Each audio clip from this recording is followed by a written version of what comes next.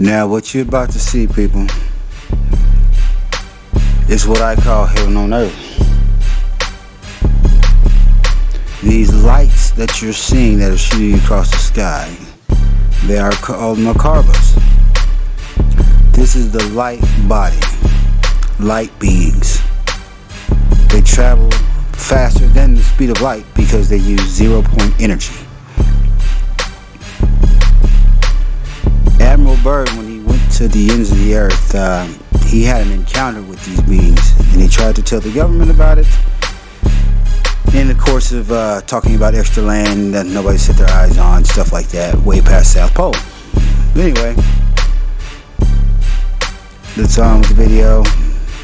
You'll see them, they'll streaker across the sky. Some move really slow, some move really fast, some go in and out the sun because the sun's a portal.